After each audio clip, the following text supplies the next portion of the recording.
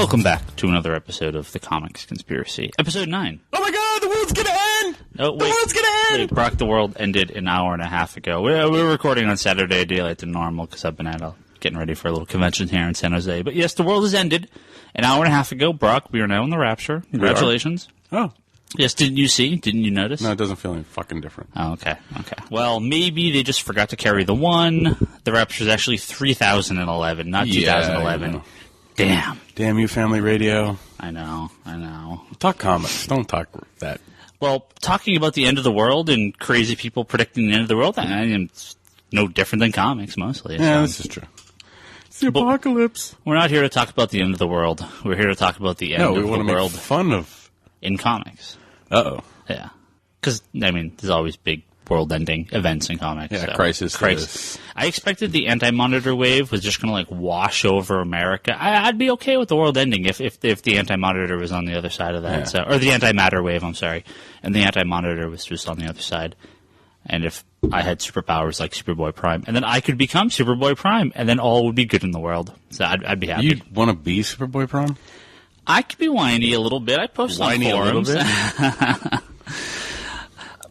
I guess we should actually introduce ourselves and say what we're here for, because maybe I don't think we ever do that. My name's Ryan Higgins. And I'm Brock Sager. Hello, Brock. Hello, Ryan. We're back for one more episode of the Comic Conspiracy. Episode 9. Yes, 9 episodes. I don't think that's a podcasting milestone as far as I know. I don't know. I think 2 is a podcasting milestone. So we technically have a 2.5. Yeah. No, I mean 2 episodes. Oh, yeah, 2 episodes. Yeah, so. Consistent. So we're back to talk about some comics with you. And actually, we're not going to talk about a lot of comics this week. We're going to read a lot of listener email, forum posts, stuff like that, because... Geekback mail. I don't know. Yeah, don't ever use that word again. Geekbacks. I'm starting a baseball team. You're going to be on it. Oh, God. Because, yes, there was a little con in San Jose, very, very little con in San Jose. With a really, really big name. Big Wow Comic Fest. Yeah. Small comic convention. Big Wow Comic Fest, yeah. This is not your WonderCon or San Diego. This is your old school, tiny little comic convention. I mean, it's fun, but it's like, it's pretty small. So, good to go out and do that with, set up last night, go out, make a couple bucks, and spend it all and just buy other books there. So, it's fine. Yeah, like an Avengers #4. Oh, yes. I'm in this Avengers #4 that I have so many issues of the Avengers, and 1 and 4 are like 2 of the bigger holdouts I needed to get for years. And I've passed on Avengers 4 all day because they were cheap. And then, we're going to make a Captain America movie. Oh, people are selling this book for $80,000 for like a 9.8 copy. Oh, look, people are ridiculous. So there's a copy that's sitting there on one of the tables. I know the owner, so I'm like, maybe I'll go swing over there and pick that up if I can. If we do okay tomorrow at the con, a little extra cash. So we'll see. Otherwise, it's going to cost me a ton more later. So I figure, well, if he'll cut me a deal, you better get it out of the way now. And I told you we'll just make up for it with a send Ryan Higgins to San Diego Con sale. So yeah, we could do that. Well, we got a handful of emails to read today, and I think one quick news story. We'll make it a short episode. Of course, we never make it a short episode. I say that, but it'll probably run like... It's a long episode. Right, I said that, it'll probably run like 2 hours or something. So I think, Brock, you got an email you want to read there? Yeah, well, you already kind of talked about it. Sam, I'm probably going to butcher his last name, Shapiro. Sam Shapiro. S. Mr. Sam S. Okay. From Oregon. He says, great podcast. I've been listening to you guys for close to 5 years now. I think he means the Geek Box, which is we are spawned from, and then the Geek Box when they were at OneUp.com, which is where the Geek Box was spawned from, and Ryan Scott and his people. And that sounds about right. Third generation podcast. Right. Well, so it would be like GFW Radio and at OneUp, because then that's when they got let go, and Ryan Scott made the Geek Box, and then we've spun this out of the Geek Box. So, yeah, it's like third, fourth generation. Yeah. He's like, this is my second email to you guys. I don't know. I've never read the first one, but I'm going to take your word for it. It may have been to the Geek Box. Yeah, which you've probably never gotten read by anybody. Oh, Ryan, I always give Ryan shit. I'm like, dude, read emails in the podcast. If we don't have anything to talk about, just read a bunch of emails instead of just blabbing on all day. Well, it makes things funner, you know, because it's like... But anyway, back to how has the recent comic movie blockbusters affected the comic boom industry? How has it affected your shop? What's your take on digital comics? Keep up the great work. And P.S. The tip on the Crisis to Crisis podcast was great. Just the kind of show I was looking for. Yeah, I feel bad because we got this email a handful of weeks ago, and we never read it. So catching up with some emails. We're always catching up. Yeah. So generally speaking, and of course this doesn't apply to every shop, but this applies to us, and I would assume most shops. When you have a movie like, let's say, The Dark Knight, very few people pick up Batman titles because of the movie. You may see some increases, but that's generally because they tend to do big books around the releases of big movies. They just relaunched Thor. Captain America is getting relaunched when the movie comes out. You know there's going to be a big Avengers push when the Avengers movie comes out.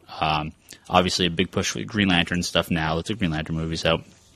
Normally, case point like Dark Knight, like I said, does not give extra sales to Batman titles. When it does is movies like Watchmen, Scott Pilgrim, 300, movies based on very specific titles with a very short, it's one book, or Scott Pilgrim, it's 6 books, but that's how they're released. It's like 6 issues, very specific things. Even like 30 Days a Night, Whiteout, books that are movies that didn't do very well, we still sold a decent amount of the trades just based around the buzz. Watchmen being the high bar. I basically sold Watchmen to every single customer that's ever going to buy it because it used to be one of our best sellers every year.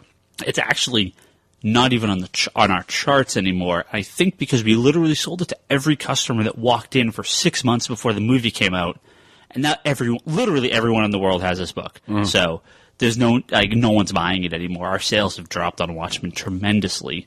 Maybe the movie kind of killed people's interest, but maybe I think just everyone bought it. So Green Lantern is a rare exception.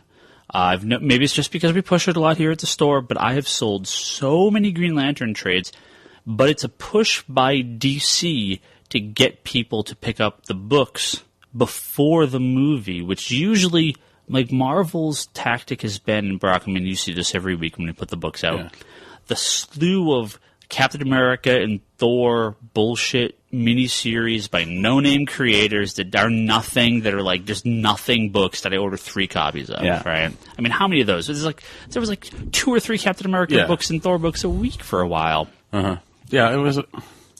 I think it just depends. Like with Thor, I think there was a little bit of an interest before the movie came out because it's the first time Thor's been in. But what are people picking up? The J. Michael Straczynski books, the Walter Simonson books. They're not picking up any of this bullcrap. No, they're not going to pick up that small stuff. Right. With, like, a Green Lantern coming out, we already don't have issues of the current volume in our back issue bin because we sold out. Oh, we sold out of like every issue of Green Lantern. Not maybe the last year's worth, but whenever they hit the bins, people just go crazy for them because, Green Lantern's a book that we just sell. Well, Cap's like that too. Captain America is a very good back issue sale book. Thor, not so much. No. But Cap's starting to get a little. Cap's got a little heat that Thor didn't. Yeah. But other than that, I mean, sometimes it does. It just really depends. I mean, when they announced the Deadpool movie, I know that the first appearance of Deadpool shot up. Yeah, I mean that really coincided with when the Wolverine movie came out. Even though the Wolverine movie was kind of garbage and Deadpool was really garbage in that, Marvel did do. I will say you were correct. This is a point where Marvel did push the character properly, and the price of the back issues went up. The trade sold really well. I think they flooded it too much because they basically ended every series but the main one. But I mean, Deadpool definitely was crazy hot there for a few years. I mean, it still has a steady stream of people coming in to it does. The trades. Well, I noticed with Deadpool, it's people that don't read most normal comics. Yeah. Deadpool fans tend to read Deadpool, and that's kind of it. I think it's because of the comedy aspect and just the goofiness of the character. Yeah, normally they read Deadpool and Knights of the Dinner Table, but you know, that's just... We have so the way our store is laid out, we have a chair at the front, near the front counter, and immediately to the left of the chair is the Marvel shelf of where Marvel Comics, the monthly books are. For years, right at eye level, when you sit in the chair, if you turn left, were the Deadpool titles. It's kind of moved around right now, but for years, all the Deadpool titles were right there at eye level, and the joke was all my friends that would come and hang out, and Brock's friends, and the people that were just sort of not real customers. They would always just kind of hang out in the chair, sit for a little while, and while we're busy working, occasionally they'd turn to the left and be like, "Oh, what's Deadpool?" and grab it. And every single one of them, the only thing they read is Deadpool. I have another friend, he always reads Knights of the Dinner Table and Deadpool. Those are the two books he reads. But yeah, it was for years, all I'd have to sell Deadpool to someone was, take a seat in this chair and turn left. Yeah. You will get bored, you will grab this comic, you will read it, and you will find it funny. I have never been a big Deadpool fan. Neither have I. So, I've read them, they're humorous, but it's like, I don't collect them or read them. Yeah. But, if you want to turn a very casual person on, give them a Deadpool book. They're going to find it funny. So, yeah. And then what else? What else did he ask? Yeah. See. Continue reading this mail. I can throw we forgot. Our take on digital comics. No, wait, Ryan. I would like to trade you my digital stick comic for your digital stick comic. I have, personally, no interest in them. From a business point of view, I think they're a great idea. The comic companies have to get the books out properly, digitally. But the money that comes in digitally needs to also be fed back into the print market. Yeah. Now, most people are going to be like, well, that's stupid. There's no point. Print's worthless. Obviously, DC especially. Mm-hmm. Marvel's been a little quiet about it, but DC has been real upfront about it. And a lot of these companies have been upfront that the digital sales are just not there. The money's not there for digital comics. There is a tactile sense, book sales. I know Amazon wants to say that everybody and their brother's buying a Kindle and ebook sales are way high, but there's some funny numbers in there. I don't buy Amazon's numbers. And, I think a Kindle's cool too. I mean, I flipped through a Kindle. I think it's neat. I mean, it's a cool idea, and I could see becoming like the iPhone. It's like, oh, sure, I'm just going to buy because it's free fake money that exists on computer screens. Yeah. It's not physical cash in your pocket. Digital comics, I think, are a great opportunity. If 1 in 1,000 people, if 1 in 10,000 people that bought an iPad bought print comics because they read digital comics, we'd see a huge boom to this industry. Yeah. So I think what'll end up happening is down the road, we'll see more and more digital comics. Eventually, they'll all be digital, day and date, which means the day they're in the stores, they'll be digital. And the hope is we'll lose customers to it, but the hope is we also gain customers from it. And it gives it a much bigger audience. It's the new newsstand, as people say. I don't know. I mean, I know today I moved around 50 long boxes of comics. Yeah. It's a pain in the ass. I'm not going to tell you they don't take up a lot of space and they're not heavy and they're not expensive. They are. I mean, they're all these things. If I could have every single comic book on an iPhone or an iPad and read it at my will and read it at my leisure, just kind of whenever, I get the appeal of that. The problem is digital comics are going to cost as much as print comics because the companies don't want to lose out money because Apple takes a huge share, the apps take a huge share. It's not profitable for them the way print comics are. And digital comics only hit a certain aspect of the market. Everyone has eyes and can walk around and see stuff. Getting comics in the bookstores and getting comic in different locations I think is more important than digital, but it's not worth it for most stores to stock. I get it. So, I don't see comic stores going away. I think it'll become a different medium. We may see trade paperbacks become even more prominent. Single issue sales have really dropped in the last couple of years, but it kind of just single and trades have sort of evened out. Mm-hmm. We may see it go down further where trades become more predominant and digital comes up. They may kind of even out at 33% across the board. I don't know. So we'll see. Well, yeah, I mean, I completely understand. Or digital comic, I could be out of business in 2 years. I mean, it's honest. I have a question. It's an honest scare. How are you going to be out of business if you still have back issues? Well, older comics, back issues, statues, toys. You may see comic stores basically have to be the entertainment, the hot topics. Yeah. Right? Comic stores all turn into hot topics. And we just have merchandise and no actual books. It's possible, but if they are printing physical comic books, and I can keep this store open without going into financial ruin, I will because there's an audience for it. Well, if I could run a CD store, I mean, there was a point where I was half tempted to put my foot into the ring of trying to manage a record store that I worked at before here. It was basically the comic store or the record store because I worked at both. And the manager at the record store, the owner, was like, no, you don't know what you're doing. And I came into the comic store and I was able to really turn it around, and we're doing really good now. I could have done the same thing to the record store, and I think there's a market to survive through the MP3s. Clearly, it's harder. Don't get me wrong. But I think I could have done it. I did it with the comics. And comics are going to have a real tough future. So we'll see what happens in the next couple of years. Yeah. No, I mean, print comics will, Print comics are fine. I mean, I wish they would. I mean, the digital comics thing is fine. I understand, like, you pay X amount of dollars per month to read whatever you want, kind of like the Netflix of comics or. Marvel has that. Yeah. And it's totally useless from what everyone's told me. Yeah, no one uses it. A lot of, like, I've talked to a few people and they say that it goes in waves because they'll be like, oh, cool, there's a bunch of issues, and then there's like 4 issues missing somewhere. And it's so it's annoying on that aspect, but I really think that with digital comics, it's more along the lines of accessing material in more than one way. Sure. You know, like if I go to the comic book store and I buy a comic, you know, if there's a code on my comic that gives me access to the digital version of that. Yeah, this is what a lot of people have suggested. I believe it's not Comixology. It's not Comixology, because they're the ones that do basically all the iPhone stuff. It's Graphically, which I believe is a company. If I'm wrong, I'll look into this, but I'm pretty sure it's Graphically. They have a thing coming up where comic stores can put a digital storefront on their store, and we get a kickback when we sell digital comics. So our podcast, this may not be useful for a lot of stores, but our podcast listeners can download their digital comics basically through us. We get a kickback for it. It's not going to be a huge amount of profit, but we get a little bit of a kickback. And for certain stores, and this may work for us because of the podcast, we may be able to, because we've had a lot of people ordering books from us.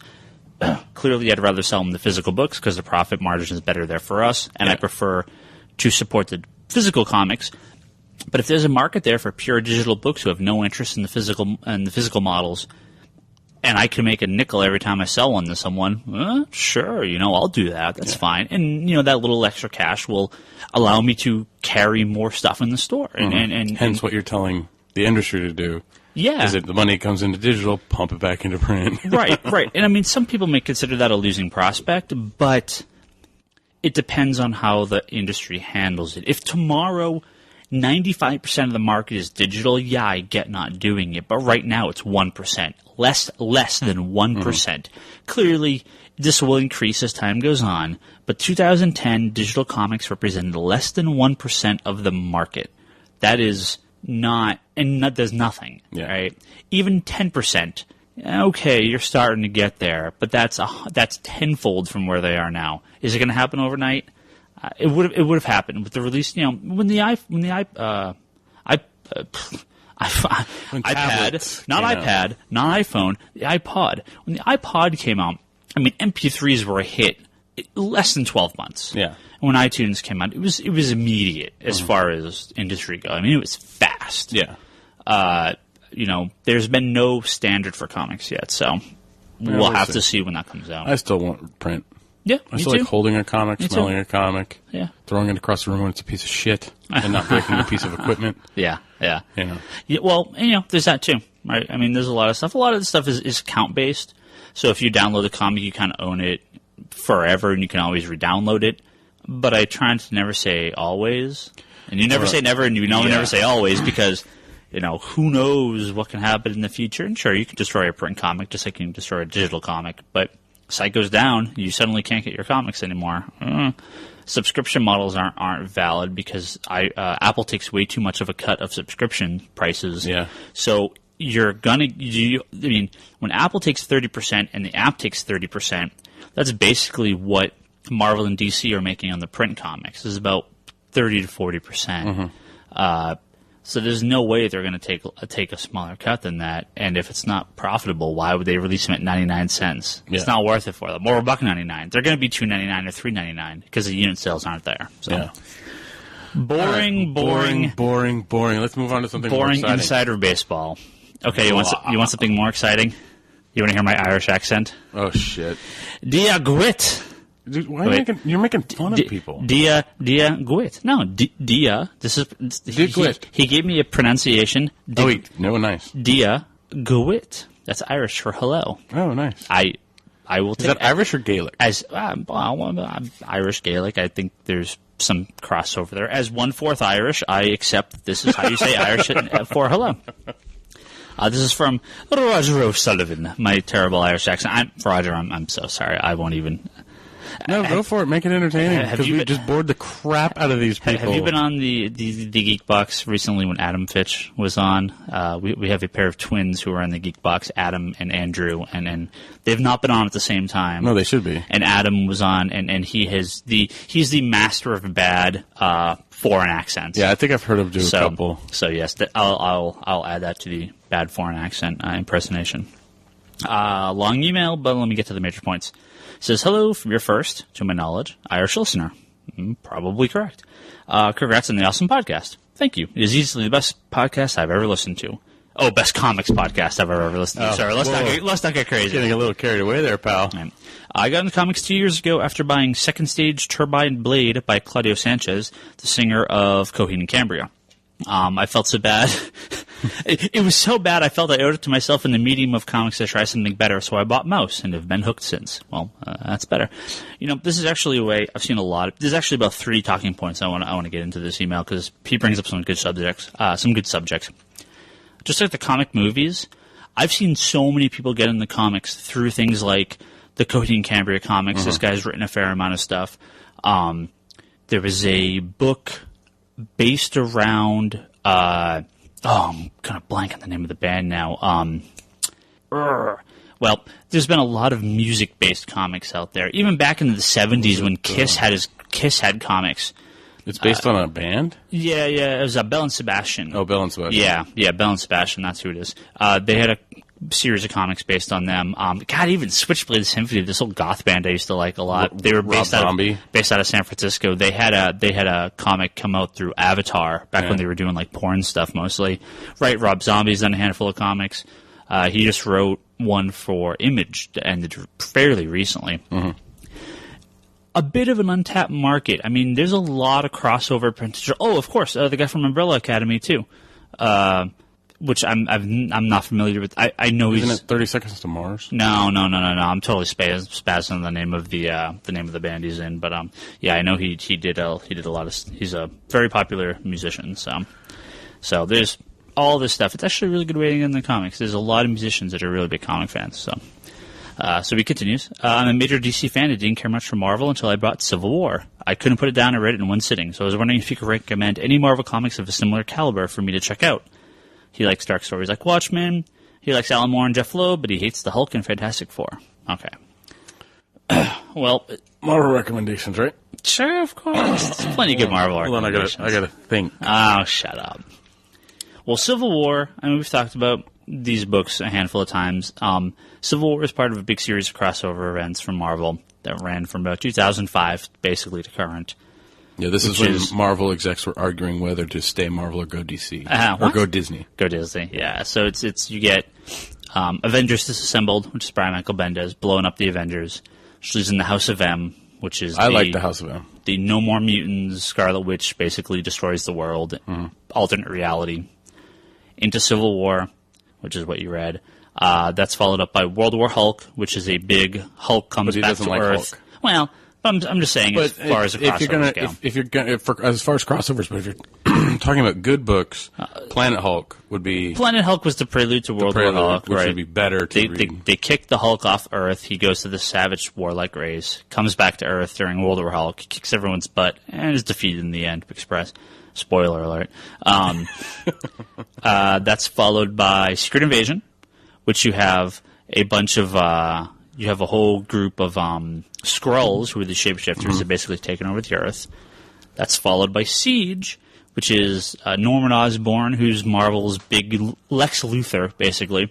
Wow, you're actually comparing him to Lex Luthor? Yeah, in modern-day Norman Osborn, yeah. Like, from the last couple of years, absolutely. Especially what Bendis did with him. Kind of, but I wouldn't... I mean, not as good as Lex, but yeah. But this Marvel's pale imitation of Lex Luthor, how about that?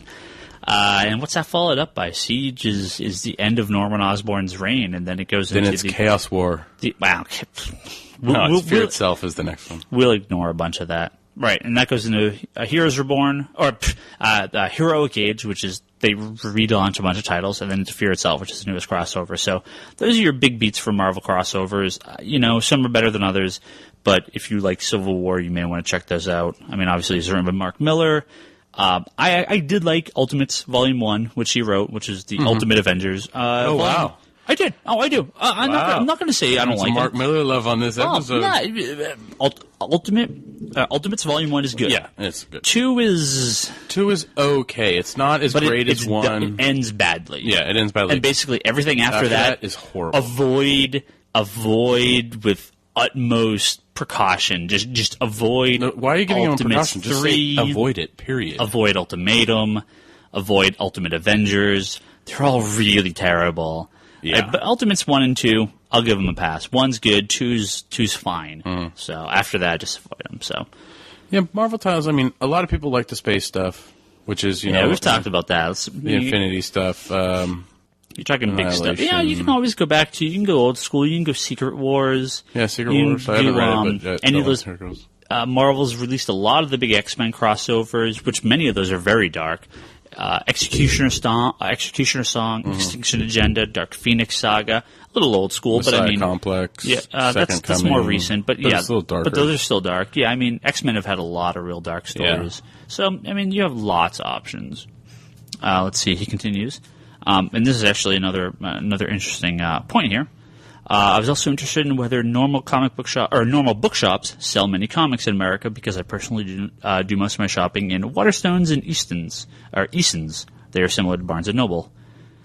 In my home country, Cork. In my home county. I just can't read tonight. Cork. There is only one comic shop, and they have a terrible selection and are overpriced. But the high street bookstores often surprise me with great selections, such as Superman Red Sun, Batman The Long Halloween, Arkham Asylum, which are at reasonable prices. A lot of it just has to do, in that case, with their imports. DC is... I'm not sure who does the UK printing for some of these books. I think it's... is it Titan that does some of the Marvel and Panini that does DC? I can't remember which one does which. But you'll find UK printed comic anthologies and stuff like that, which will probably be more reasonably priced. But if you're looking at the U.S. printed comics that are imported to the UK, yeah, they're going to be pricey. Yeah. Diamond UK does distribute, so the UK will get books the same week we get books. I think on Thursdays. I don't think they're on Wednesdays. I'm pretty sure they're Thursdays in the UK. They're released on the same day they're released here, so if they're a day ahead, it's Thursday. Okay. Well, the international date line. There's one point in time where I think that's behind us. Is it behind us? Yeah, it's Australia. That's why they had the Rapture while we were going to bed. Hawaii right now is getting screwed up. Okay. So yeah, importing the U.S. books. I mean, they're expensive. Don't get me wrong. A lot of I know there's been talks, especially with Canada, where they want Marvel and DC specifically. And this follows suit to all the other companies to not print Canadian prices because the U.S. dollar is in such flux. Yeah, it's really hard to get a stable amount because if you're like, $2.95 in the U.S. and $3.95 in Canada, that's not always accurate. No. So it depends on what your store, how they want to deal with the exchange rate. It's a really dumb, complex thing. Which, being an American, I have no idea how they determine. Because I mean, I've had people tell me that they base off the U.S. price in your local country, and they even discount off that, which to me seems ridiculous because that wouldn't work. So I don't know how they deal with it. I know how you can deal with it. If you like our podcast, then email Ryan your order, and we'll mail it to you. Well, I have offered to do international mailing, but the straight up fact is it's ridiculously expensive for shipping. I mean, you're talking $40 for certified. Priority shipping, slow boat shipping, still going to cost you $10 or $20, and I mean, the exchange rate is probably not worth it at this point, especially with how weak the U.S. dollar is. So, yeah, I'll gladly do it, but it's not cheap. Yeah. So, I don't know, it's probably not worth it. So, yeah. But you can support your local comic shop on the other side of the ocean. Yeah. There's. I mean, do I know any shops in Ireland? I don't think I do. I want to say there was a place called Third Place Comics, like your third, not like third place, but you're like, that whole like. Okay, you can't read. And your can't first talk. place is at your house. Your second place is at your work, and this is your third place, right? Oh, okay. So I think that's, but I don't know if they're still around. I don't know of any other shops, so yeah, I would say just look around. So you'll find some, and mail order is always an option. Yeah. So, thank you, Roger. Yes. Some good questions. Brock, you have one more email. Yes, I have one more email. Let's see what I got up in the can here. I don't want to know what's in your can. I just want you to read an email. In my can. Is that your inbox? Yeah. Or is that an So outbox? this is from Tom. Okay. He says he's a huge comic book fan. Unfortunately, he has no comic store in his town. That's a lot of that's a problem for a lot of people. Oh, yeah. And he's not quite old enough to drive, so going to another comic shop in another town is out of the question. Well, it's good to know that our parental advisory podcast is listened to by people who are really young. That's fine. They're a teenager. They've at least hopefully. Yeah. So he depends on Amazon. Well, he's got to have a credit card at least. So. Well, his parents have a credit card then, Yeah. or they give him an Amazon gift card. Maybe. So, the only thing is, he bought a Batman trade, and it was really short, like Arkham Asylum and Dark Knight Returns. He doesn't have a ton of money to spend either, so his question was, what are some good big trades that are really good? He's a huge Batman fan, and if he'd like to get a chance to get into Punisher, and he asks if he should go with the Garth Ennis run. Yeah. Duh. Yeah. Duh winning. Yeah, jeez. And if there's any, like, indie comics that are close to Batman or Punisher. So. You want to take Batman, I'll take Punisher? Sure. Hit it. Well, big trades, if you're looking for something that's going to hold your interest for a long period of time, the only thing that's going to do that are showcases and essentials. But those are the older books. Right. The showcases are DC's cheap black and white reprints. Yeah. Lots of pages, fun old school stories, but they're black and white, and that's a deal breaker for a lot of people. But I love them. I love them. Oh, they're great for getting caught up. I mean, it's well, you're not going to get caught up, quote unquote. You're going to read Batman books from the 60s. Yeah. I mean, that's what it breaks down to. No, Batman stuff. I mean, Long Halloween, I would suggest reading. Yep. For Batman. Haunted Night is also good, as well as Dark Victory. Haunted Night was Jeff Loeb and Tim Sale's first collaborations. That was the first one, yeah. On Batman, because they had previously done Challengers of the Unknown, and I think a couple other things. And then Long Halloween, followed by Dark Victory. And Catwoman When in Rome is the follow-up, although, man, not as good. Yeah, and then Hush, which they've collected into a one-volume trade. Jeff Loeb and Jim Lee. Yep. Epic Batman fighting basically every villain he's ever fought. And Superman. Yeah. Let's see what else. Beautiful Jim Lee art. Oh, yeah, definitely. All-Star Batman and Robin. If you're a masochist. Yeah, I guess. It's Jim Lee and Frank Miller's crazy Batman kicking the shit out of Robin, making him eat rats book. You have to read Batman Killing Joke. Oh, of course. But Alan Moore. Again, short. Alan Moore and... who does Killing Joke? Wow, man, my brain is gone today. You ate con food. I did eat con food, yeah.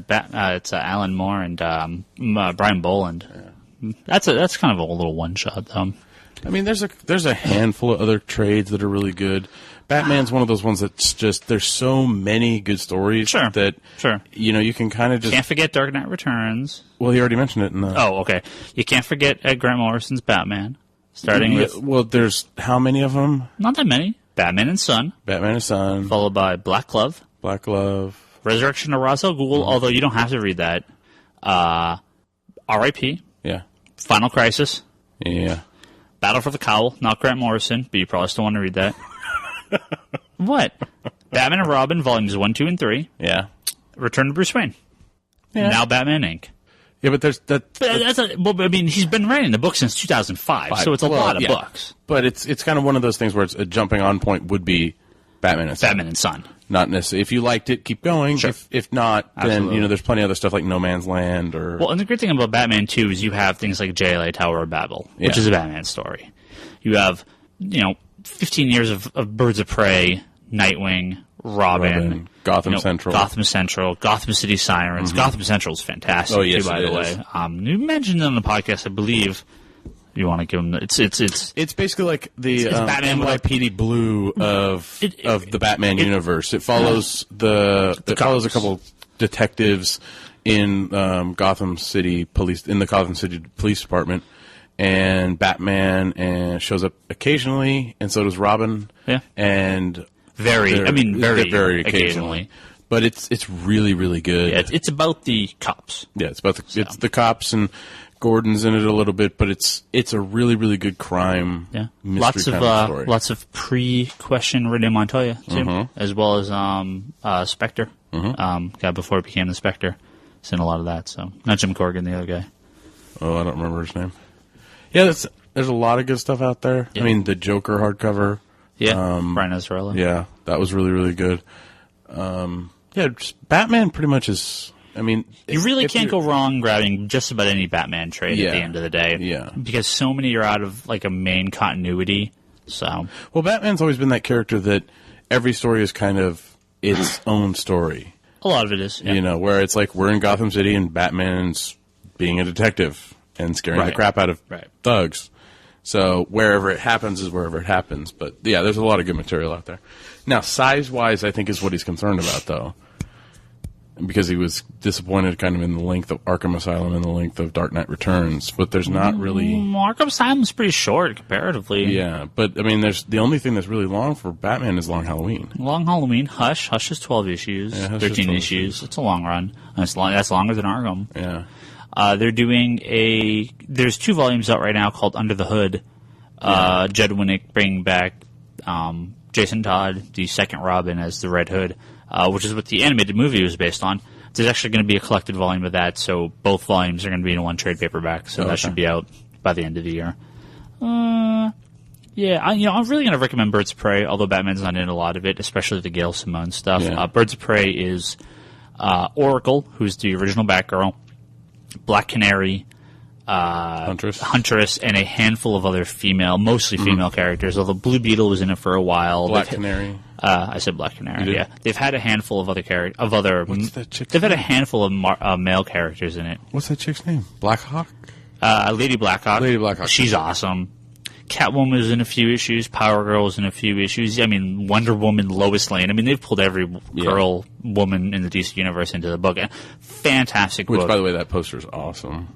Which one? Women of the DC Universe. Oh, the Adam Hughes. Yeah. Yeah, there's this Women of the DC Universe poster by Adam Hughes, which is they're all kind of like these white gowns. Really nice poster. Mm-hmm. So yeah, Birds of Prey, even though not specifically Batman, really fun. Lots of kick-ass. Batman and the Outsiders. Oh, Brock loves his Outsiders, so we'll plug Batman and the Outsiders. The current arc's really, really good. Yeah. The Dan Didio stuff is kind of but the stuff earlier is really good. Yeah. But yeah, I mean, there's a lot to pick up. But I mean, the Punisher stuff. We'll talk a lot of Batman stuff in future episodes and everything. So always keep listening. Punisher starts and ends with one guy, Garth Ennis. Punisher been around for a long time. I mean, the old Punisher books from the 80s and 90s were decent. I mean, they were fine or whatever. I think Chuck Dixon did a lot of that. I can't did a lot of that Punisher classic stuff. I'm kind of drawing a blank right now. They killed the Punisher. They made him an angel. With the first he had Marvel a gun. Knights. It was dumb. It was so dumb. Right, they killed him, made him an angel, gave him a gun, and it was dumb. Yeah, it was dumb. You know how to rhyme. Basically, the first page of Garth Ennis's take on the Punisher, which was one of the early Marvel Knights books. Not the original one was the angel one. The second and then, one was the Garth Ennis one, right? Right. Garth Ennis is known for writing some hardcore stuff. He is violent. He is not violent. His books tend to be very violent, very dark, very twisted funny. Mm-hmm. He wrote Preacher. Read Preacher. Preacher is awesome. Mm-hmm. If you like Punisher, read Preacher because it's better. But Punisher, right, Garth Ennis came and said, yeah, The first page, I was an angel. I'm over that now. And he's back to being the Punisher. The Punisher's killing people. He kills a lot of people over and over and over. He punches a polar bear in the face. Maybe the greatest. That's actually going to be the artwork for this episode. Is going to be Punisher punching a polar bear in the face. Oh, nice. So it's one of the funniest scenes in all comic history. Yeah. The Marvel Knights Garth Ennis run. He did 2 volumes of Marvel Knights. Welcome Back, Frank is where to start. Great stuff. There were some kind of mediocre parts in the second volume, but it's all good. Then they went to Marvel Max, which is their we can swear, we can show nudity, we can do whatever the hell we want line, and it gets dark. A lot of the humor kind of tends to get stripped away. I mean, there's still humorous bits, but overall, a lot of it tends to go away. The artwork comes a little bit more real, not realistic, but real gritty. Because Steve Dillon did all the artwork in the Marvel Knights books, which was his artist on Preacher. Yeah. And he can make some scenes laugh out loud funny at how disgustingly gory and violent they are. So he's a great artist, but he's got to be with the right writer. The guys who did the second volume, maybe some dark artists, so they're good. I mean, still the Marvel Max stuff is still really good. And actually, Jason Aaron launched the newest Marvel Max series. Jason Aaron writing Scalped, which is one of both me and Brock's favorite books. Good, not as good as Garth Ennis stuff, but it's still enjoyable. And Steve Dillon's back on art, so worth checking out. They brought Punisher back into the Marvel universe for a little while, and those books were okay, but they ended up killing him. They kill him. Wolverine cuts him up. He then becomes a Frankenstein's monster Punisher, and is like cured. Hey, but you know what Jason Aaron's going to do, right?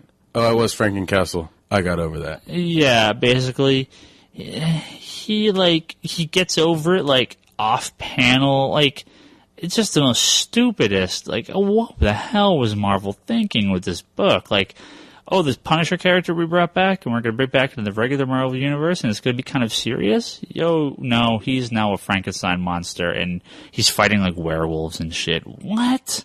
What are you thinking? I want Punisher fighting like Russian mobsters. You just use Marvel and thinking in the same category. I want Punisher like shooting Russian mobsters in the face. Or killing the entire Marvel universe. Oh, that's a good book, too. That's Garth Ennis, They have like 3 of them. Well, the real one, Marvel vs. Punisher Kills the Marvel Universe. Very good. Yeah, it's like Punisher. Oh, yeah, all these mutants are raising. Oh, they're going to fight you. Oh, wait, Punisher just dropped a nuclear bomb on them. Okay, they're done. Next. Even Wolverine's dead. Excellent. So, yeah. Garth Ennis, that's where you begin, that's where you end. Read them all. You won't be disappointed. Cool. Yep. Do you have another mail? Yes, I do. Similar to what we were talking about in this last thing, but a bit of a different ending, so good, kind of a new question. He starts off, he goes, "Hi guys, first off, the baby talk. Congrats to Brock on the birth of his son." Sorry, a little fake out there, bro. Sorry, this is David Ballestros. Just put Ballesteros. Let's stop butchering people's David last B. name Okay. and just give it just do the first letter. He is first song on October 2010. He named him Isaac Ryu. Yeah. Does he Hadouken? It is the one name my wife agreed to. Poor kid. Okay. So we have got him hooked on comics. So that's wonderful. He's been picked up a lot of stuff. The problem is he wants to support the local shop, but he wants his money to go as far as it can. So I've been buying trades from Amazon, buying single issues from my local shop. What's the best way I could spend money at the local shop? What products are going to make them most money and increase their selection? We are great. Keep up the good work. Thank you. Thank you, David. This is actually an interesting question. I kind of got like 3 answers for you. I totally understand why people buy stuff from Amazon, because for trade paperbacks, they're ridiculously cheap. Yeah. I love money, right? I love it when people want to come buy comics from here. But, I can't compete with Amazon. You're not an extortionist. Retail stores can't compete with Amazon. There's no possible way. No. Their markup on those books are so low. It's quantity move, not quantity, not quality in service and selection and everything. Well, obviously their selection's crazy, but comic stores can't compete with Amazon. They are not competition because we are not in the same market as them. They move stuff we could never move in a million years. So that's kind of your call. If you want to buy your stuff from Amazon and save a bunch of money, totally cool. But if you want to support your local shop, there's basically two ways to do it. Trade paperbacks and single-issue comics. I can get back into some store behind-the-scenes stuff here. But, no, I mean, I'm interested in it. Therefore, I think everyone's interested in it. So hopefully they don't turn this podcast off in disgust. Basically, trade paperbacks and single-issue comics, we get the same discount on. Mm-hmm. Very rarely, they tend to be like Marvel and DC and Image and Dark Horse, and most of the main companies, your discounts on trades and single issues aren't going to vary. The high-end discount level is so out of our range. We're in that good middle area where most stores get a very good discount because things are non-returnable. So your best bet is to buy what you order. So if you order from a store, don't stick them with it because things are non-returnable. Mm-hmm. Whether that be a subscription, whether it be special order on trade paperbacks. The least markup for stores are things like toys, statues, high dollar items. Those are not going to have the same discount that books and trade paperbacks mm-hmm. have. So when you're talking single issue comics and trade paperbacks, it's kind of a wash. Whichever you buy is fine. If you're buying 50 single issues, that's great. If you're buying 2 or 3 trades, the money's kind of the same. So it's whatever, I would say whatever you're buying the most of. If you're buying your trades on Amazon, that's cool. Continue to buy your single issues in the store. But most stores have discounts or subscription services that will offer some sort of discount. Mm-hmm. It's a good way to get the store to order books that they may not carry, especially if it's small press or independent titles or brand new books. Or some random Marvel mini that you don't even want to put on the shelf. Right. I mean, this new there was a new Silver Surfer miniseries that came out recently, and I looked at it and I said, just another throwaway miniseries. I'm not going to order it. No one signed up for this book. No one cared about this book. I get like 4 copies in, and boom, they sell like crazy. I'm reordering. I can't get any more number 1s. I have people signing up for this book left and right. Had I known, I would have ordered a lot more copies. Mm-hmm. Had people let me know in advance, I could have ordered a lot more. I could have made more money. Marvel could have made more money. I would have sold more books to customers. Customers would have been happy because they would have had the issues. Everyone wins. So getting a subscription at your local shop. Now, not every shop offers it. Some don't offer subscriptions. Some charge you for the service. I'm not going to tell you a store is right or wrong for doing either. It's their call. Mm-hmm. We do a subscription service with a discount. It doesn't work for every store. It works for some stores. It works okay for us. I'm happy with the way it works. I think it helps. Just do whatever. So you can do that.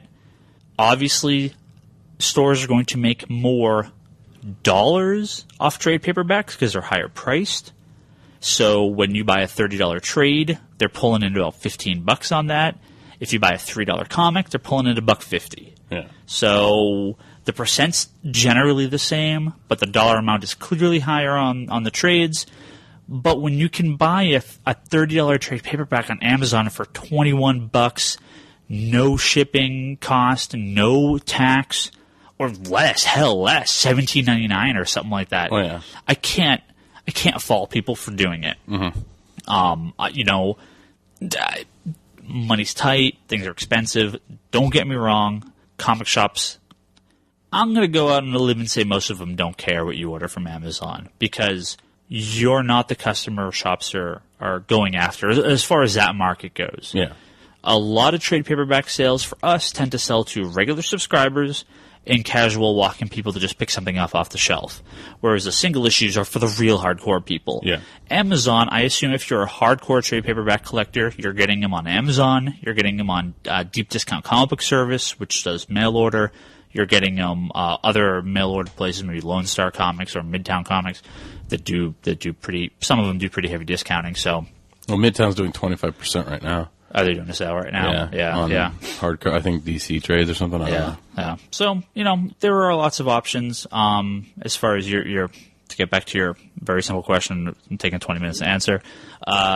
Single issues, trade paperback, same amount of profit, margin, Obviously, trade paperbacks give a better dollar, but it's going to cost you more because you're not getting the crazy Amazon discount.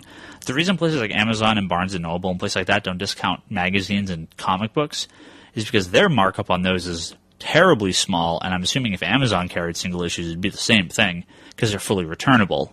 Yeah. So there's no incentive to discount since they're not out anything if they don't sell the books. Mm-hmm. Whereas I assume most trade paperbacks, I mean, it's a bookstore market, but the dollar amount is higher, so even if they're only making $1 or $2, it's better than 10 cents. Yeah. So. Well, I tell people all the time when they come in. Let me put it this way. I have bought books from Amazon for my comic books, trade paperbacks off Amazon, because our discount through our distributor was not the same price I could get it on Amazon. Yeah, or was more expensive. Well, it's one of those things. I've seen books on trades on Amazon go for $5. Oh, of course. And it's one of those things. Wherever you find it cheapest, if it's something that's coming out and you can get a discount on it, that's great. You got to wait for it in the mail, right? And who knows condition? Yeah. And you're right. You go into a shop, you can see the condition, you can touch the product. Boom, you know whether or not you're taking it home that day. Exactly. Yeah. So it's one of those things where if you find a really great deal, go for it. But I'm not gonna fault you, and I'll probably be right behind you. Yeah. And then the other thing is, like, I tell people all the time when they come in and I'm working, a subscription is easy to start up. It helps us get the amount that we need for the store. Yeah. So that way we can gauge how much we have, because we sell out a lot of times.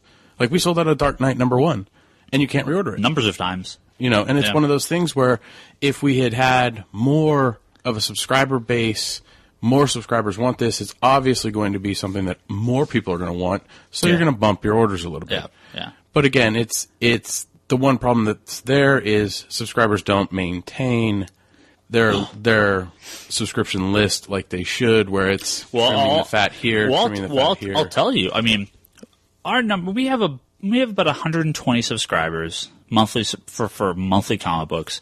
We have probably double that again in walkthrough customers and regular customers. I mean, some very casual, some more. We're talking about an average about 500 people that come through that are here specifically for brand new comics every month, somewhere in that range. It's about half and half, and then we get a lot of casual people, but they're all here for monthly single issue comics, not just these are guys like mostly longer term collectors.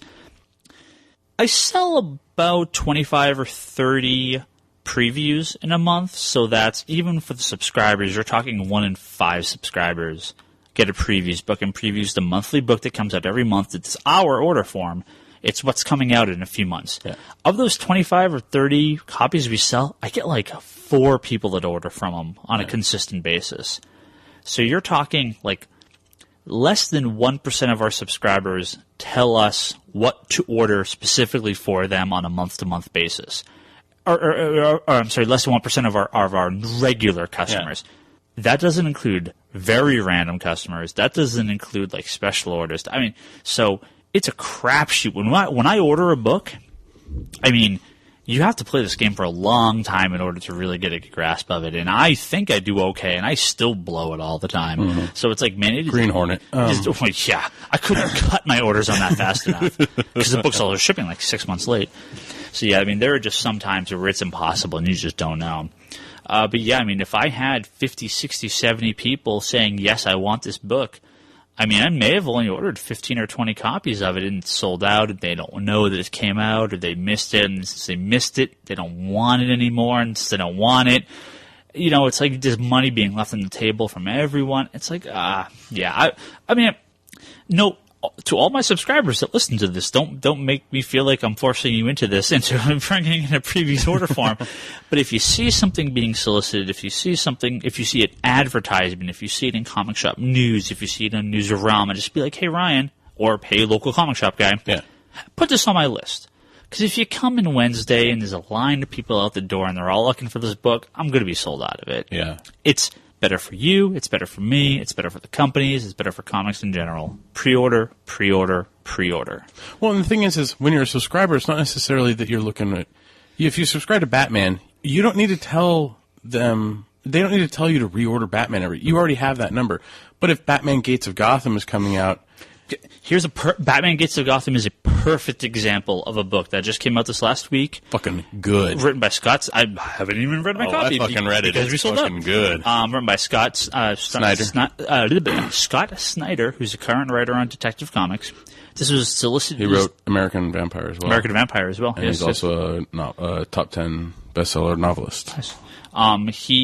There was this book called Gates of Gotham. It was a Batman book that was just like, oh, hey, random Batman miniseries. So I was going to order a handful of copies, and I saw they had an incentive cover, which I don't normally order for incentives, but I was close enough to it, and I was like, yeah, it's a Batman book. I could push this on a few extra people. Well, DC comes out of nowhere, and they're like, oh, yeah, by the way, this miniseries is going to be really important, and we're probably going to be basing a whole bunch of shit around this miniseries. And I'm like, oh, God, oh, God, oh, God. And then we sold out, like, instantly on Wednesday, and I'm like, Jesus.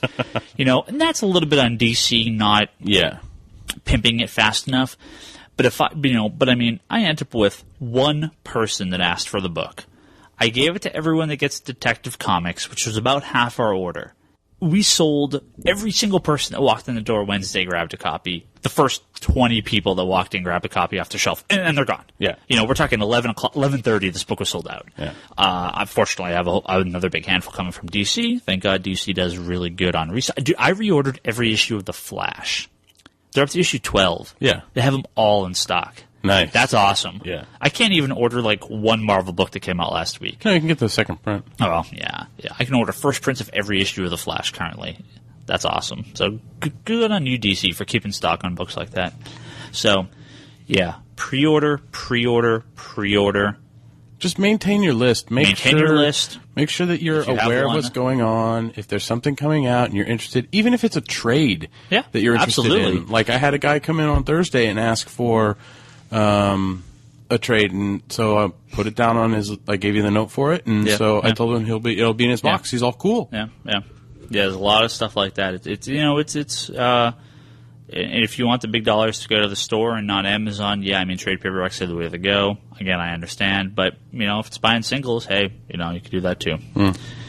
So I think we've been rambling on too long. We've been rambling on too long for not wanting to ramble on very much. So there's one. Jinxed it at the beginning, anyway. I know.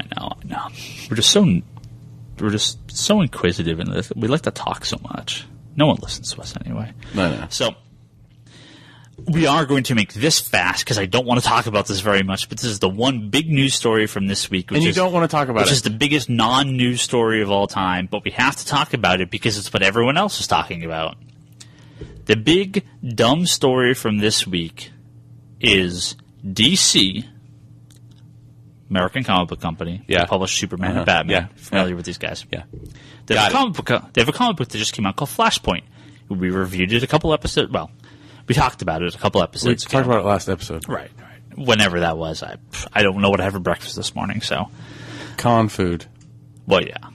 They released a map of the world of Flashpoint. Flashpoint is awesome. Flashpoint's this alternate reality world where everything's all askew. They released this map of like, oh, hey, the Asia is being controlled by the Great Ten. Everything was what is everything now? Instead of like the United States, now it's something else. The United States. Alaska is overrun by zombies. Yeah, and Africa is ape controlled.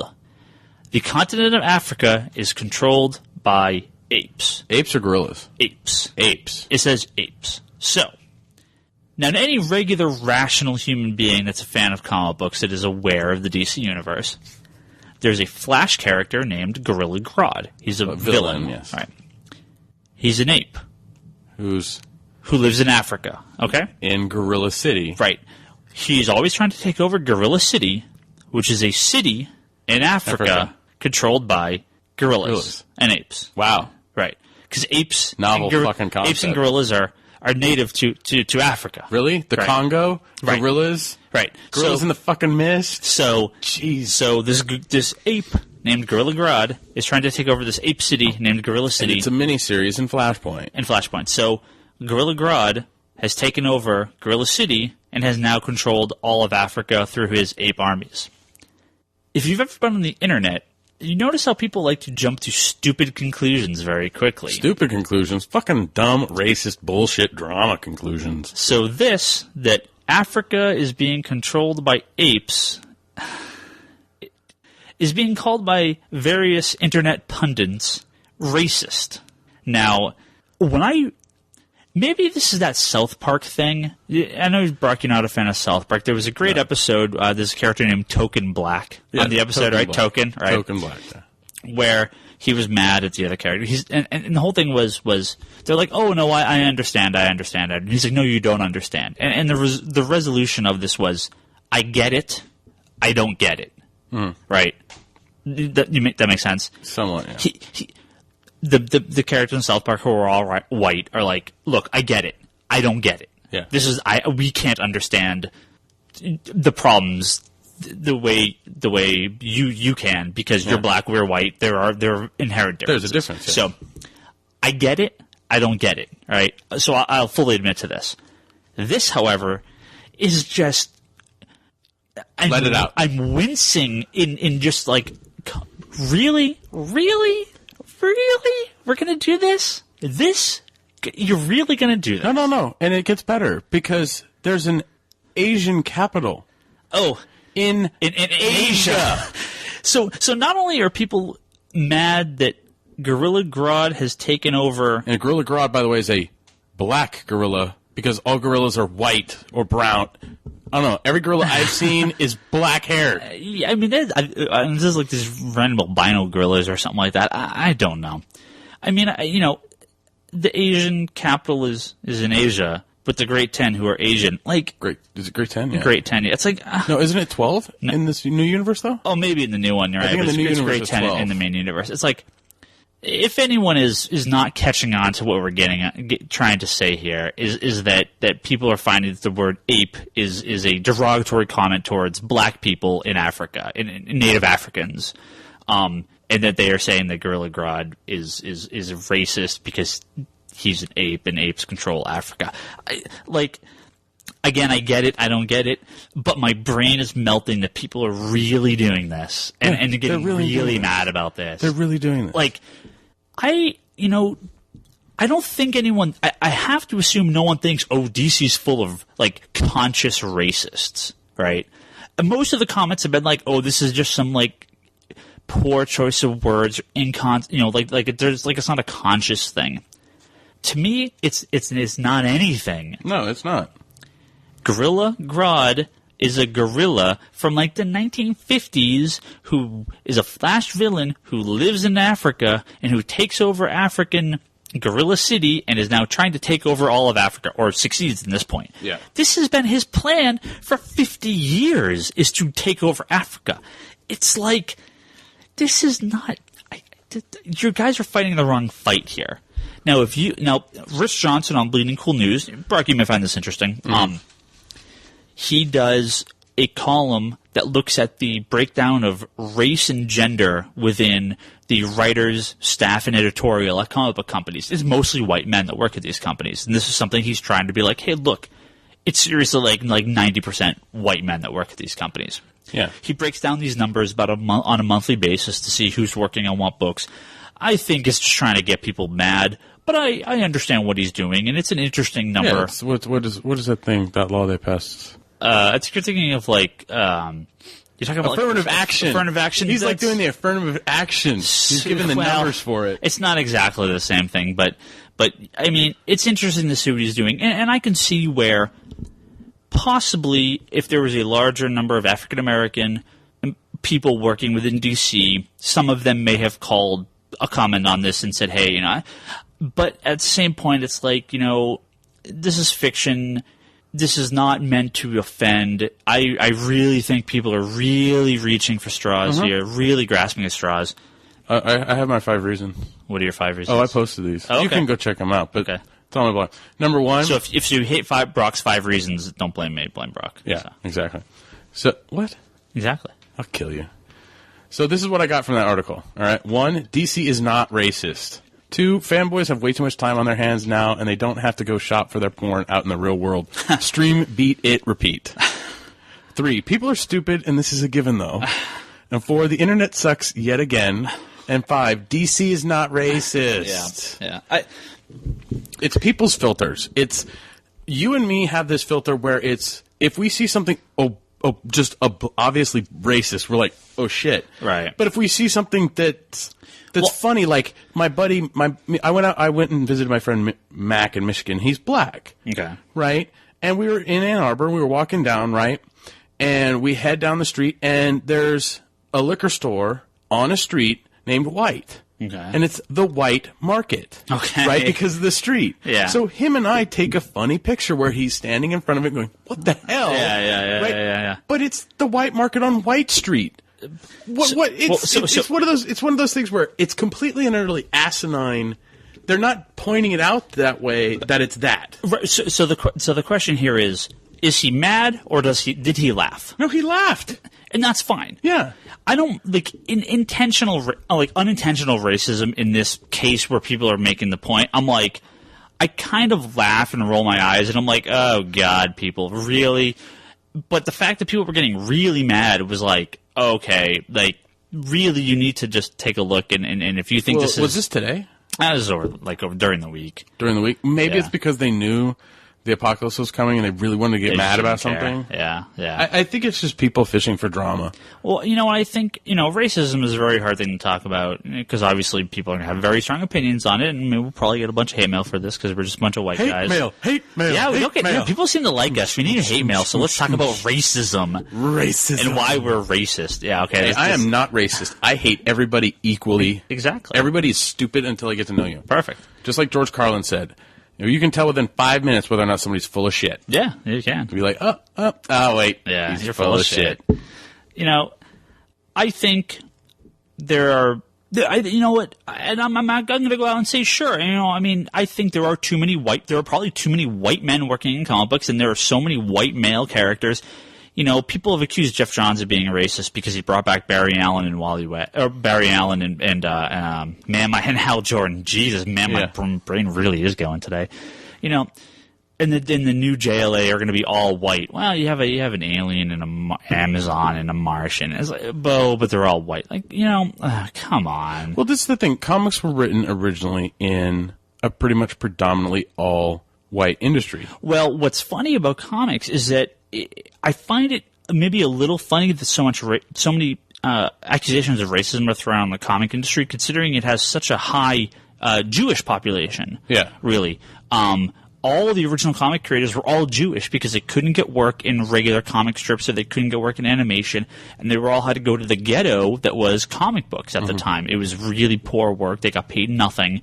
So all these characters came out of this, this pre and during World War II, obviously the Nazis' hatred of Jews and persecution and everything like that. There was lots of really bad stuff, and the fact that they were able to really take this industry and make something out of it, I find, and then there are still a lot of Jewish people working in American comic books. I find it hard that you have a pretty diverse. You have a fair amount of female creators. You clearly have there's a lot of female editors, which who really are the driving forces behind these books. You have guys like Dwayne McDuffie. There was a funny thing where Dwayne McDuffie wrote. It was after Night Thrasher came around in the New Warriors. Yeah. Who he really hated that character because you had Night Thrasher, you had one of the Spider-Man villains, and there was another guy. There were like 3 black comic book characters that Marvel created that all were kind of like street and rode on skateboards. And he wanted to make this like Teenage Mutant Ninja Turtles thing. So, sure, I understand. Like, clearly there were still some issues, and that was in the 90s. And, maybe we're a little bit better now, but maybe we're not. I don't know. But pick your fights. This is a case of pick your fights. Yeah. If you see an editor who's like only employing white people, or they've killed Amadeus Choi, who was or not Amadeus Choi, that's the guy from Hercules, Ryan Choi, who was the new Atom, right? People call racism on that because they brought back the original Atom. It's not racist when they kill a character that's not white, because they kill white characters and they kill non-white characters. They beat up women, they beat up men. I think this is the problem, is it's a character.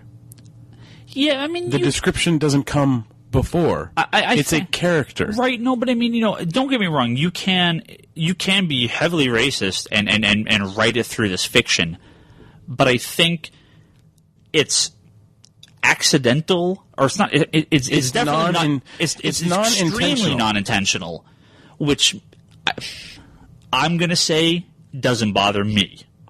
Well, that's the thing. If it bothers you, I get it. I get it. I don't get it. Yeah. But like I said, this is a very clear-cut case of pick your battles, and this is not a battle worth fighting for because it is. It's not even a battle. It is fictional, and it's a little ridiculous. Mm-hmm. If there are.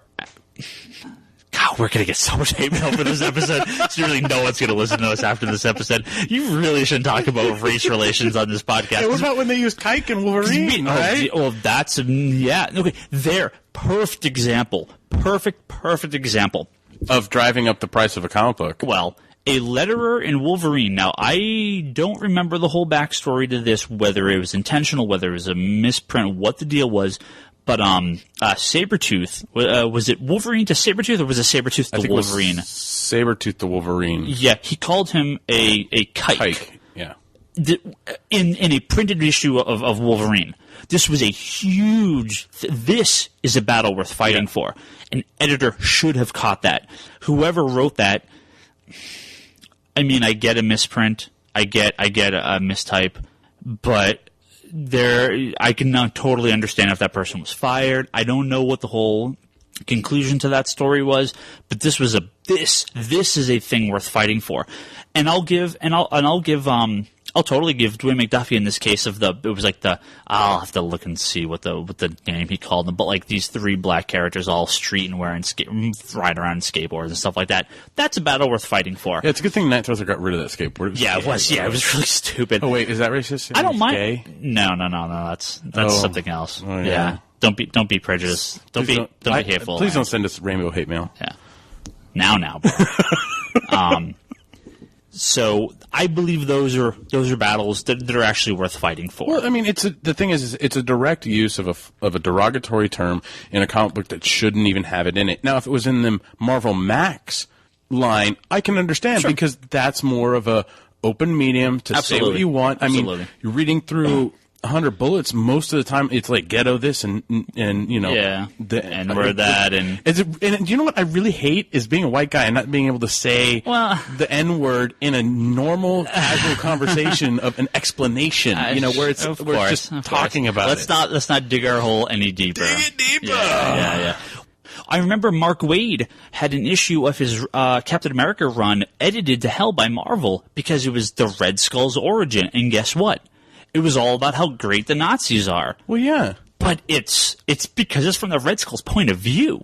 And so that issue, they never printed the proper issue of it, and I don't know what the full story of it was, but I remember there was lots of Nazi imagery, and he was, hey, I'm a Nazi, look at me, I'm happy, because I'm Red Skull, I'm this super Nazi. But this is the point of the character. Again, not battles worth fighting for. Gorilla Grodd, not a battle worth fighting for. That Wolverine issue, something like multiple uses over and over of bad stereotypes. Sure, I'll give you that. This, no. I'm going to say if you're on the side that Gorilla Grodd controlling Africa is racist, you're really reaching. So let's end this now. Okay, no. They're morons. I'm telling you now, people. You're morons. Send me your hate mail. Let's end this now before we get firebombed or something like that. Who knows what's going to happen after this episode? Who knows? I thought we get a lot of hate mail after liking Smallville last week. So did we get any? I didn't get anything. Oh, no, Jesus. We got 5 comments in the forum. I think it was just dead silence. People were like, "Wow, he really likes Smallville." Damn. Yeah, nobody's really been posting on the forums for our podcast lately. This last episode was pretty quiet. We're going to get a lot of talk on this episode. So Liquid's going to have fun with this one. End of the day, look, let's summarize here, okay? Me and Brock get it. We don't get it. Yeah. All right. I don't think this is a battle worth fighting for. But you know what? I'm not mad. No, I'm not mad. I'm frustrated. I want to give people an episode. I'd love to read people retort this issue. I know Kenzo, one of our frequent forum posters, he was like, I totally understand this. I get this is wrong. And I'm like, you know what? I mean, I kind of internet meme joked it away. But you know what? Honestly, I'd like to have, if people want to have a real discussion about this, go on our forums. I don't want any flames. I don't want anyone getting mad. Race and racism is an extremely difficult topic to talk about. But, you know, defend this point. If you think this is something worth fighting for, I'd like to hear your defense of it. I mean, like we said many times, I get it, I don't get it.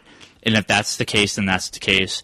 But really, I really think this is kind of a non-issue. There's an issue here? No. It's a cool map. It is a cool map. And wait, we forgot. The Nazis are in Brazil.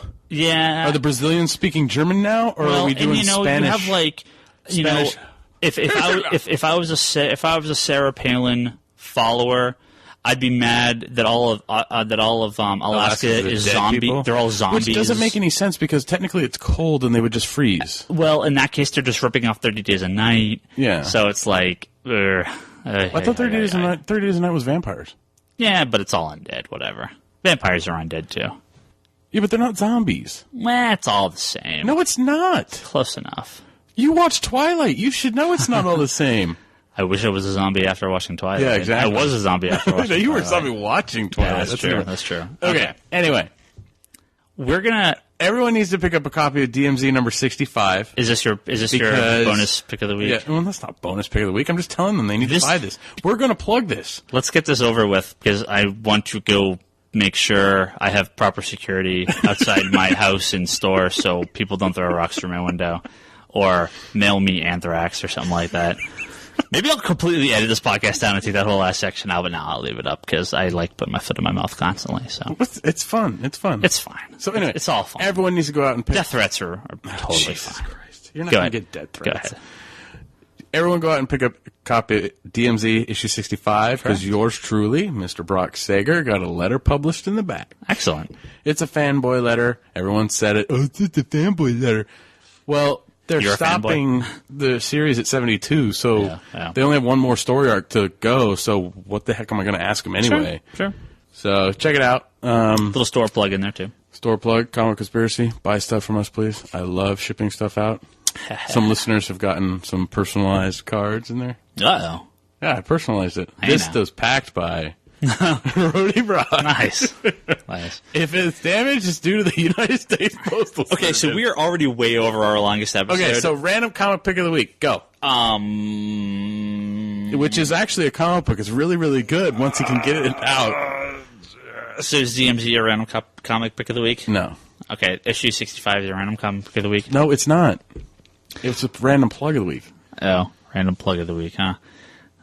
Jesus, every week. I really should think about this before we record. It's really effing easy. I haven't had time to read anything recently. No shit? I've been just the last week. I haven't read a single book. Let me pick. You know what exactly I have to pick. Bop, bop, bop, bop, bop. Brock's trying to mouth something to me. Pick the fucking Flash Omnibus. No. I'll pick that later. No, I actually get a better. Well, that's an awesome book, but no, I will pick Booster Gold. The new one? Just the book in general. Oh, okay. Booster Gold is a fantastic book. He's a great character. It's a total dick, but they really make him an awesome character. Jeff Johns kind of reinvigorated the character after 52. He's from the future. He knows how everything is, so he tries to be this great hero by basically figuring out, by knowing crimes, and he's basically just an ass. But they've made him into the greatest hero you've never heard of. He plays up this persona of being a total dick, but he goes around and he stops basically the universe from being destroyed every single day because he's traveling through time, stopping other time travelers from messing stuff up. Yeah, this came out of 52. 52, right. It was written by Jeff Johns. Then it was written by Dan Jurgens, who was the original creator of the character. Keith Giffen came on for a little while, but now with Flashpoint, it's a Flashpoint crossover, so we're back with Dan Jurgens. A lot of fun, especially if you like the DC Universe. I mean, he travels to some really cool parts of the DC Universe. You see a lot of the old stories from a different perspective. I really like the one where he tried to save Barbara Gordon. That was a good issue. Yeah, a really good issue where he goes back in time and tries to save the original Batgirl from being shot by the Joker. It was back in Alan Moore's Killing Joke we were talking about earlier. So, yeah, fantastic book. A lot of fun. And you know what? I mean, I think I may have actually mentioned this in a previous episode, but I'll say it again. The Geoff Johns stuff, not my favorite part of the series. The Dan Jurgens stuff has really been the best. Yeah. His run in the book has been fantastic. The earliest stuff of Booster Gold was really rough. Well, I mean, that was Johns' stuff. It was good. But it wasn't as good as Jurgens. The Dan Jurgens stuff has been really good and a real fun title, like I said, especially if you like all this time travel stuff. So, yeah. Brock. My random pick of the week? Yes. Let's see. I should have been thinking about this while you were doing yours. See? So. No, I'm going to go with Green Lantern Secret Origin. I think that a lot to a lot of people recently. I think that is a book that everybody needs to read. Everybody needs to get a copy of it. They need to read it. It's a great exposure to not only just the Green Lantern, but a superhero book in itself. Sure. Written by Geoff Johns. And you know what's funny? We had that guy earlier that was asking about what's a good way to support your shop.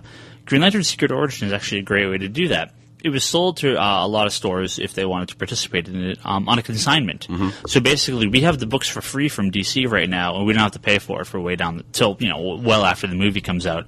Great way to give your store a little bit of a quick cash influx. It's only $15-$20, but it's basically pure profit for us at this point. We don't pay DC for down later, and we can return the remainder of the copies. So they don't do it often; they do it occasionally. And this is I ordered a whole bunch of copies because I really want to hand sell this, especially when the movie comes out. So, but it's a good prequel to start with the movie. It's an overall good story, and it's a good jumping on point for Green Lantern. I think we need to not talk about Geoff Johns' Green Lantern for like 2 or 3 episodes because we're gonna have like 9 in a row. It's all about Green Lantern. So this is true. Yeah, I have to get those trades out and reread them. Yeah, me too. I haven't read them. Maybe that's why I plugged. I actually sorted through, and I posted on the Twitters. I was resorting all my books, and I was cleaning my shelves, and I was like, resorting and taking pictures of them and putting them up there. So if you want to see, it's a great way to segue right into the end. If you want to see what my room occasionally looks like when it's cleaned up, you can go on Twitter and follow Ryan Higgins Ryan. If you want to see of Brock's rambling, you can go on conspiratorbrock.blogspot.com. There's a couple new reading lists up. Cool. I will verify those for accuracy. Yes, please do, because I asked you to do it, and I found you in research of one of them. Nice. There's a forum post written by you like a year and a half ago exactly. about where should I start with the Legion? That was Legion. I was looking for where the Legion and what was it, Omega Men and some of the crossover stuff. I knew there was some crossover bits there, and I was wondering if anyone had a good reading order. They did not, so we have to make our own. If you want to visit us at the store, it's in California.